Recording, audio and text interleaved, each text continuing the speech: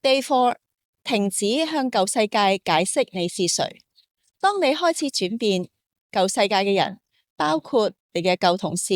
老朋友、家人、親戚等等，佢哋仍然會用舊世界嘅眼光去睇你。咁你會唔會係忙於用好多嘅精力、時間去向佢哋解釋、說服佢哋而家你嘅新身份呢？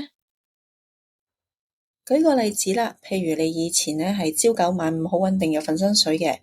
或者咧你以前咧從事緊嘅工作啊、生意啊，都係令你咧好舒服嘅。咁但係因為咧你邁向緊另一個目標嘅自己咧，你改變咗，你會唔會咧仲不斷咁同你啲好朋友啊、親戚朋友啊解釋？佢哋話：哇，咁好唔穩定㗎喎！你會唔會不停咁樣樣咧係說服佢哋諗住？希望佢哋能夠咧明白你嘅選擇係正確咧。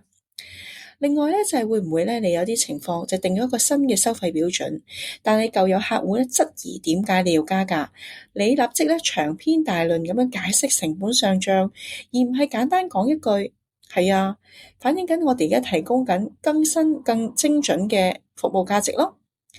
高維度嘅身份咧係唔需要解釋嘅，解釋嘅背後其實係你潛意識未100%認同自己嘅新位置，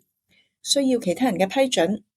其實你嘅時間同精力，包括你嘅能量，應該係用於活出呢一個新身份，而唔應該花時間花精力去說服呢個世界嘅。而家咧，請你用344嘅呼吸法，